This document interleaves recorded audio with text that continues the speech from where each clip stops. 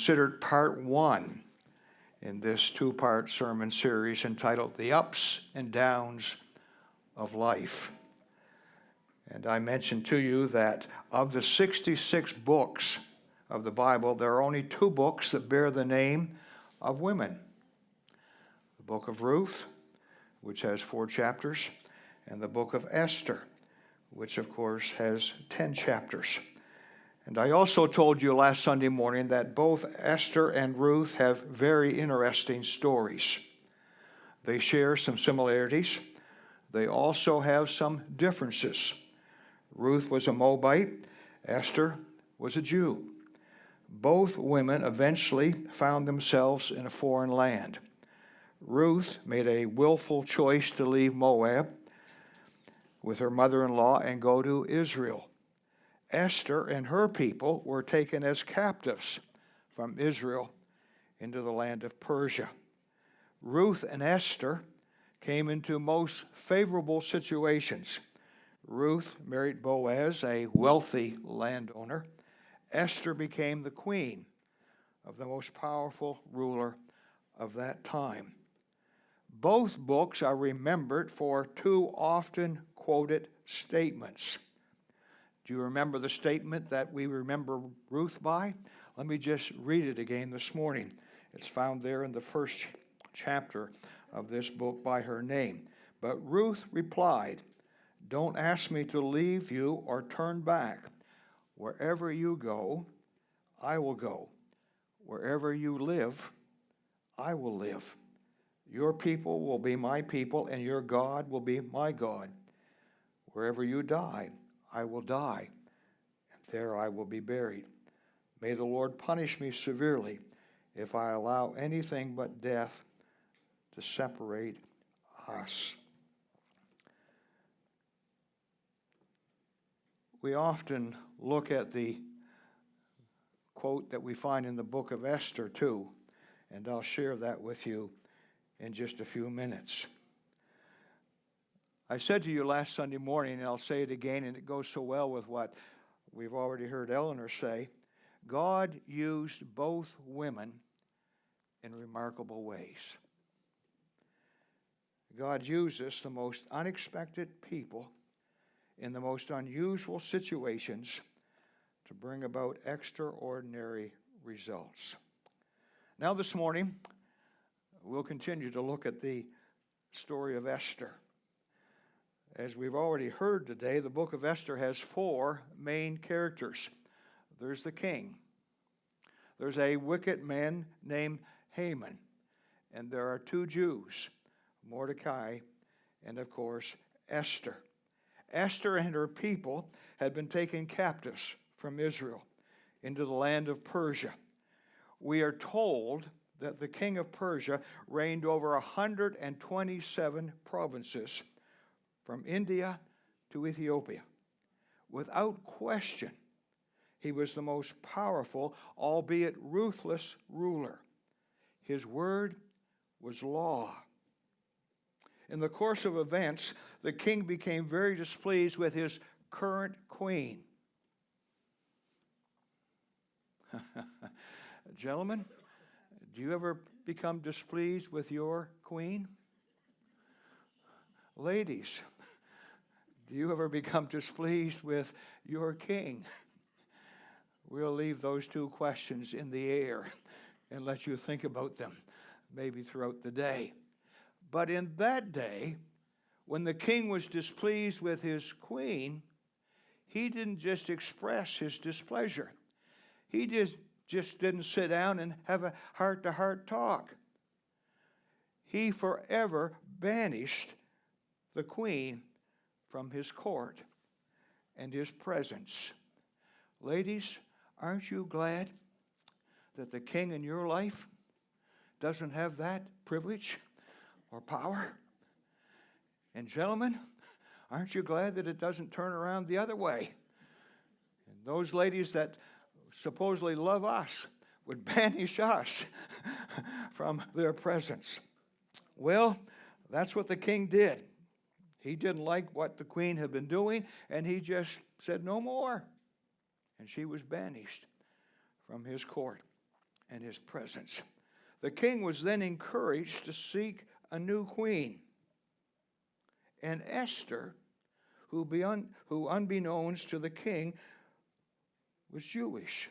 And she was later declared to be the new king. It's a remarkable story. It's really an unusual story. It's a story that's difficult for us to understand because we don't necessarily understand the culture of that day. But she became the new queen.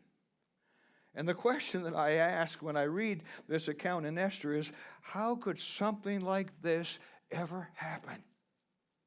Here's this young girl, young lady. She's been taken from her homeland. She's now a captive in a foreign land. And somehow in the providence of God, she becomes the queen. God had a plan. God works in amazing ways sometimes. So now let us consider these three simple truths that we considered last Sunday morning. And the first truth is this: life has its ups and downs. Life was certainly not good for the Jewish people who've been taken captives. They were a minority living in a strange world with strange customs, far from their home.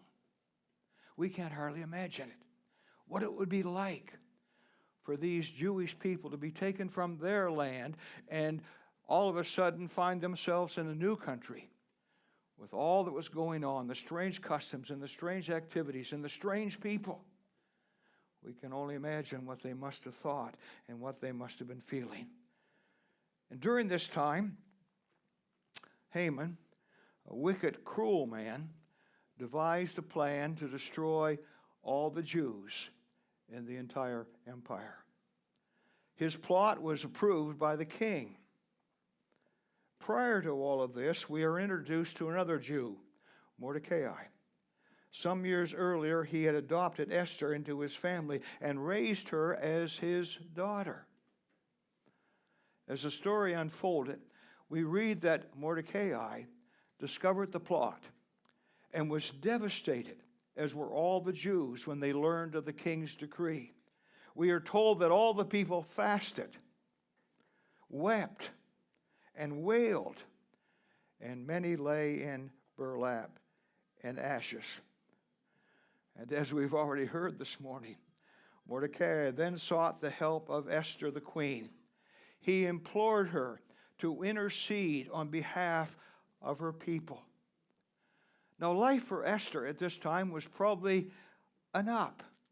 She was queen. She enjoyed all the benefits and blessings of being a queen. She had people that waited on her. She had people who took care of her. She had people who cooked for her. She had people who just went out of their way to make her feel special. She was the king. However, for her people, life was certainly a down. They were facing imminent death. They were facing difficult times. Life has its way with its ups and downs. I was thinking this week of another character in the Old Testament who experienced many ups and downs. You remember him. His name was Joseph. His life was up. He was the favorite son of his father. He was given a coat of many colors. But life also had some downs with that because of that favoritism. His brothers hated him. And eventually, as you know the story, he was sold into slavery and taken down into Egypt. Life suddenly was no longer up. It was quickly down. When he got to Egypt, he found himself working in the home of Potiphar, a very influential man in the kingdom. And life again was up until Pharaoh's wife made life go down for him. And he was thrown in prison. And while in prison, he was treated quite well by the jailer.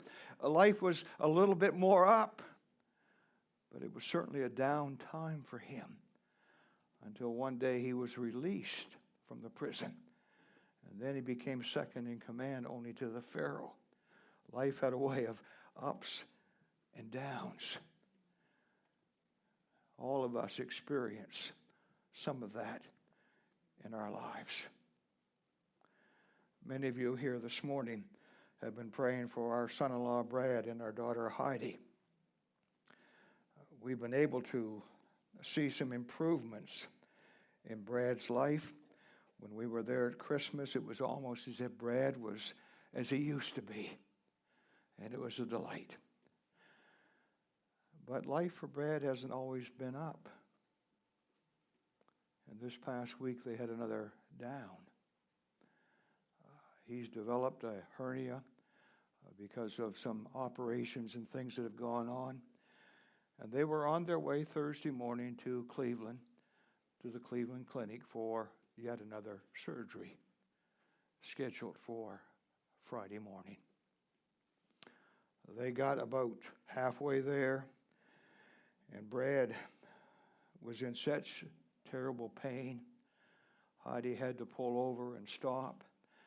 Brad got out of the car, and because the pain was so terrible, he laid down on the ground with excruciating pain. Life had taken a quick down for them at that moment. But there's more of the story. Don't leave yet. Life has its ups and downs. But as you know, the second truth this morning is this: choices always have consequences. Mordecai confronted Esther with a most difficult choice. A choice that, regardless of the decision, had serious consequences. Mordecai asked Esther to go before the king and beg for mercy on behalf of her people. Now this, as we've already heard this morning, sounds like it would be a simple task. I don't know how it is in your home, but when my wife wants my attention, she usually gets it. That's not to say that I always do what she asks me to do, but she usually gets my attention. And we don't think of having to make an appointment with one another to have a talk or to make a decision. But for Esther, and in that culture of that day, it was very different. The queen couldn't just simply go into the court and have a conversation with the king. We're told that it wasn't that easy.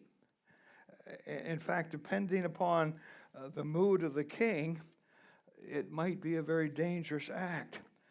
Notice, if you would, in chapter 4 of the book of Esther, Mordecai has sent word to Esther and has asked her to go and speak on behalf of the people. But here's what Esther sends back as a message to Mordecai.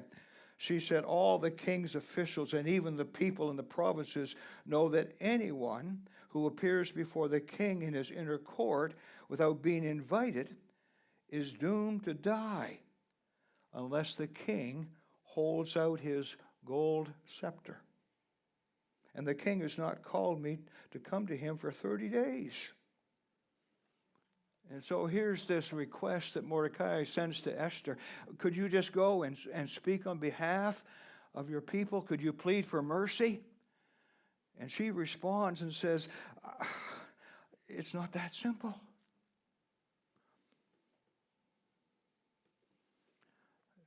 It all depended upon the mood of the king. And if the king was not happy to see her, it brought certain death to Esther. When Mordecai gets this message back from Esther, he responds with this reply to her: don't think for a moment that because you are in the palace you will escape when all the other Jews are killed. If you keep quiet at a time like this, deliverance and relief for the Jews will arise from some other place, but you and your relatives will die. And then this quote: who knows? if perhaps you were made queen for just such a time as this. Who knows? If perhaps you were made queen for just such a time as this.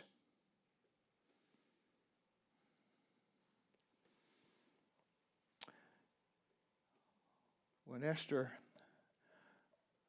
got this reply back, we go on to read there in verse 16. She says, "Go and gather together all the Jews of Susa and fast for me. Do not eat or drink for 3 days, night or day. My maids and I will do the same. And then, though it is against the law, I will go in to see the king. If I must die, I must die."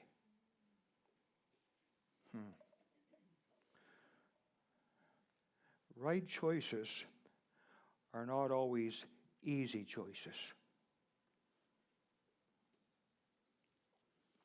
Sometimes we're faced with situations in our lives where we know what we ought to do.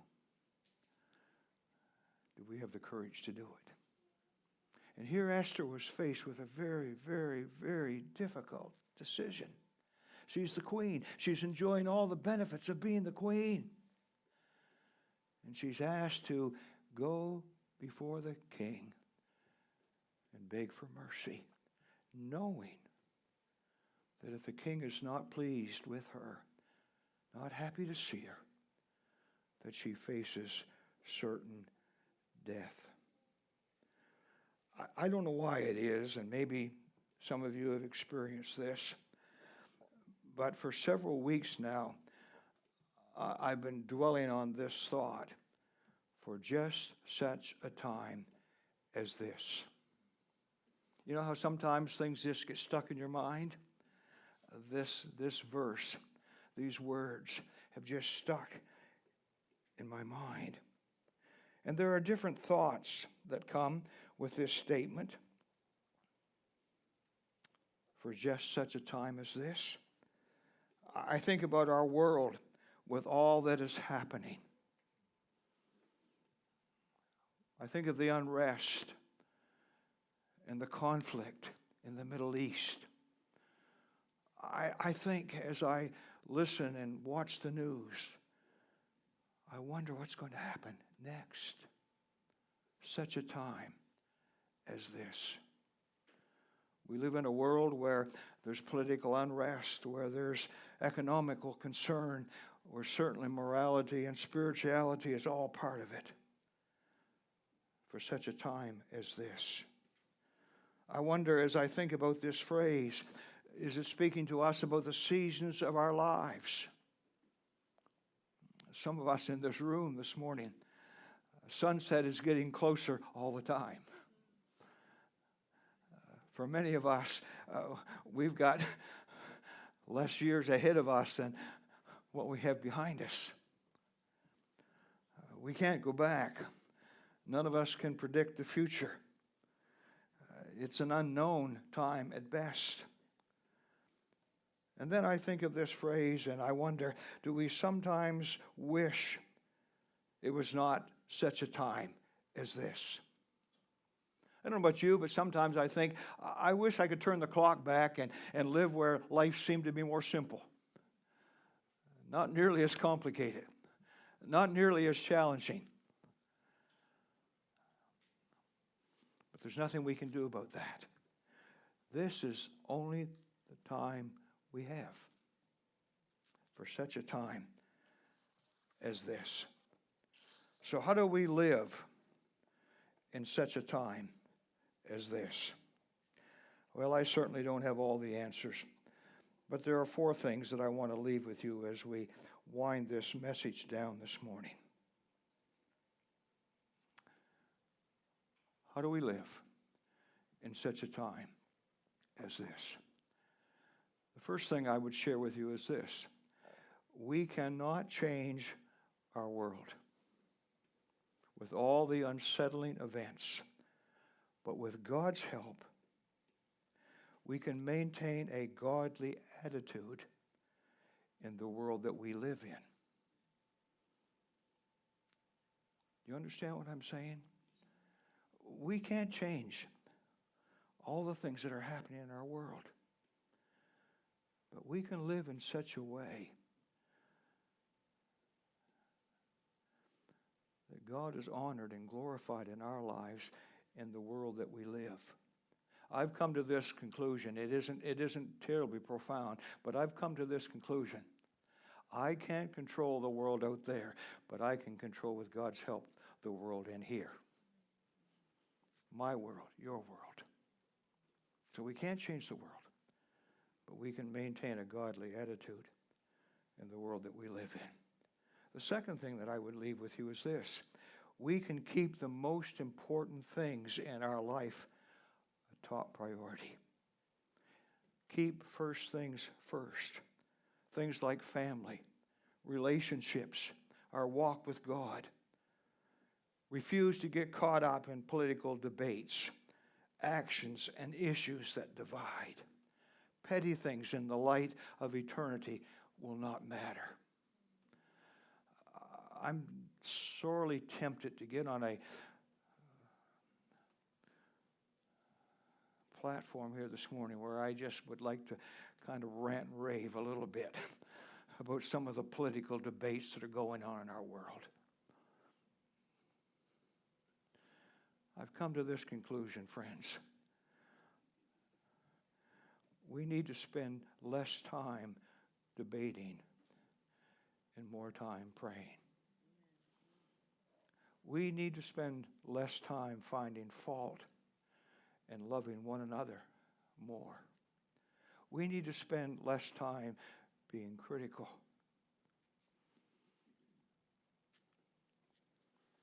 And more time being encouraging to one another. Let's keep the important things in life a top priority. The third thing I would leave with you is this. Guard your hearts. It is a time, such a time as this, it is a time to stay close to God, maybe like no other time. It could be that His return is soon. It may be that God is winding down things. We better stay close to God in these days. And then the fourth thing that I would leave with you is this. Don't allow discouragement to overtake you.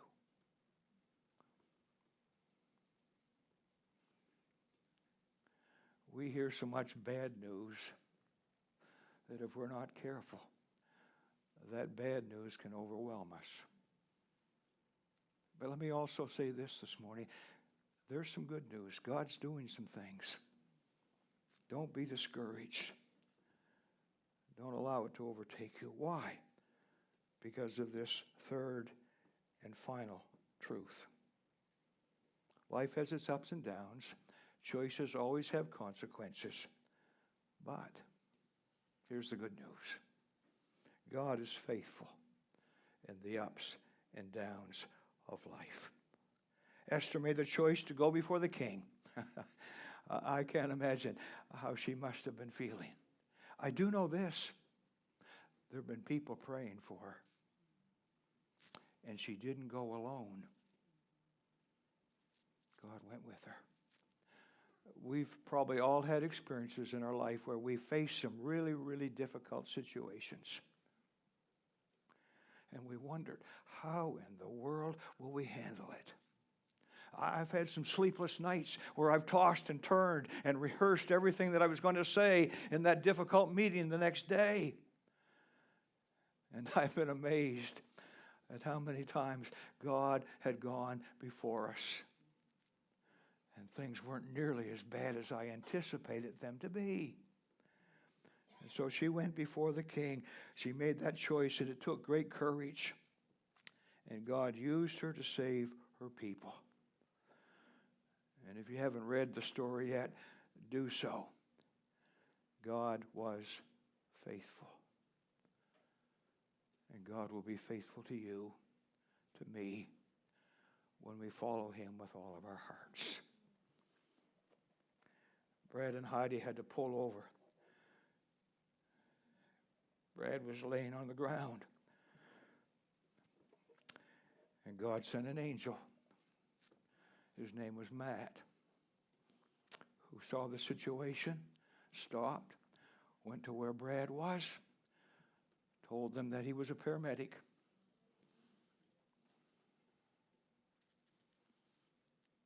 Got on the phone, dialed 911. Ambulance showed up. They take him off to this little hospital. Hattie is texting back and forth with her mother and I, and we're deeply concerned what's going on. I don't know all the medical terms, but apparently the hernia that was to be operated on became what is called incarcerated. And it could have been fatal. Could have blocked everything off and could have been fatal. They got him into that little hospital, began to do a CAT scan and x-rays and discover what the problem was. And then we're sitting here waiting. He needs to be in Cleveland. He needs to be at the clinic for post-op and prepare for the surgery the next day. And Hattie's saying they're trying to make arrangements for transportation. We don't know how it's all going to work out. You don't know how helpless it is when you're 1,500 miles away. There's something in every father's heart that says, I've got to fix this. And you can't. All you can do is pray. Long story short, transportation was arranged. They took him from that hospital by ambulance and continued on their way to Cleveland. They had rather a long day. It was nearly 11 o'clock that evening before they arrived at the hospital. Just some other little things. Their first communication from the Cleveland Clinic was, we don't have a bed for him. We don't know what to do with him when he gets here. And they made arrangements eventually and got him there. He had surgery. What is it, Heather, number 15 or 16? I'd love to have what the insurance companies paid out for that kid. We could all retire on it and be rich. He came through the surgery, and the surgeon said everything went well. We're waiting now for the next few days before he'll be released. I don't believe in coincidence. God saw Heidi and Brad that day like he saw Esther in her day, and sent a man who some would say just happened to come along. No, God is faithful, and God cares for his people. I said last Sunday morning, there are some of us that are on the up of life right now. It just seems like everything is going well. There are some of you, some of us, that may be on the down of life. You remember the yo-yos that we used to play with, maybe as kids? You'd wind that string around it and you'd whip it down. I used to be able to, I think it was called walk the dog. Boy, you're all getting old, aren't you? Remember those things? That yo-yo would just kind of spin along, and then if you jerked it just right, it would come back up. Just life is like that sometimes, isn't it? Just like a yo-yo. And isn't it amazing how some things can change just like that? Just like that. I remember when Heather and I were first married and starting out in the ministry, things weren't really easy. Perry and Jean are sitting down here, and they remember some of these stories. And things weren't easy. And every once in a while, when Heather took over the books and the banking, that was the happiest day of my life when she did that. I would say, where are we? And she'd say, well, we got a few dollars ahead. Oh, isn't that good? Don't say anything, she said. Don't say anything. That could change quickly. That's how life is sometimes in our lives, isn't it? We're up and everything is going well. And then we get a phone call or a text message or a doctor's report. And just like the yo-yo, it's gone down quickly. And you and I are tempted at times to think, oh, God is so faithful when life is good. But I want to tell you this morning,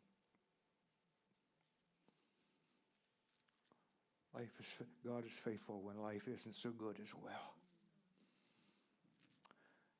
And he doesn't run away from us. He doesn't turn his back on us. But he's there with us.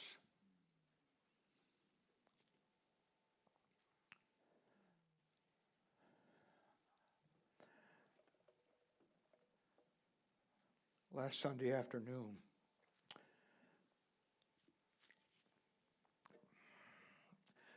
I didn't spend a lot of time analyzing my sermon. Once it's preached, you can't do anything about it anyway. But I did think about this, and I want to share this with you as I close this morning. I shared with you a little bit of the story of our granddaughter, Ashton.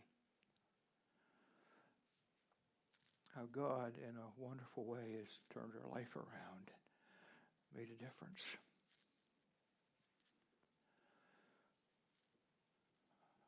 But as I thought on that a bit last Sunday afternoon, I was reminded that there's some of us that are still praying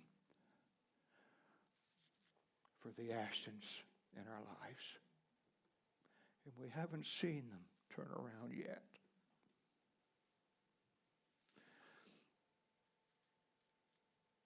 And I want to encourage you this morning. Keep believing, praying, and trusting, because God is faithful. We're not going to sing anything as we close this morning, but I'd like for us just to quiet our hearts,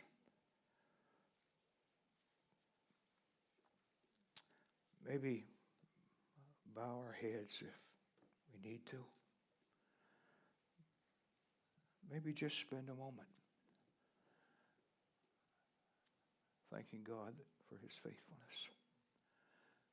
But even calling out to him, asking for him to do whatever it needs to be done in our lives.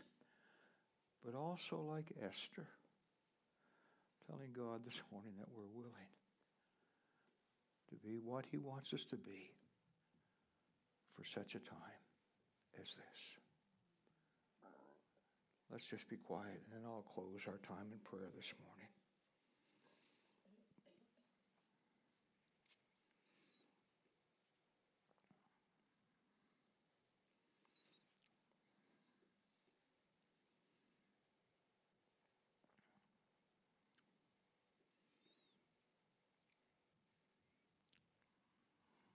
Father, without a doubt,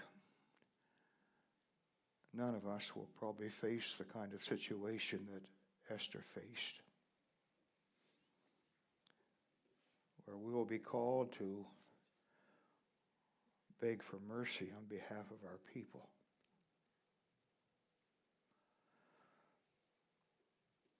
But every one of us in this room this morning are called to beg for mercy, maybe on behalf of a daughter or a son or a grandchild or a friend or a husband or a wife. Every one of us are called to live in such a time as this and to be faithful to God, even as He's faithful to us. We thank you for this marvelous story of Esther and how God used her in a remarkable way, and how God put together a plan that none of us would ever have dreamed about. And it is even true this morning that God has a plan for all of us, and God has a way that He wants to use us. Maybe this week, some of us will be asked to have a hard conversation with someone. Maybe this week, some of us will be asked to go and do something that would even take us out of our comfort zone. Maybe all of us, Lord, are asked to love and to encourage someone else. And so this is a time when there's a lot of turmoil and a lot of unrest and a lot of uncertainty. This is a time when we wonder, are we on the verge of another world war? This is a time when there is so much debate and division. Oh God, would you help us to be people who, even though we can't change our world, we can make a difference in the world that we live in. And so would you help us to do that very thing? Now, Lord, as we go from this place, we again never know what we're going to face in the coming week. We don't know what phone call we might receive, what message we might have. We don't know who we'll encounter.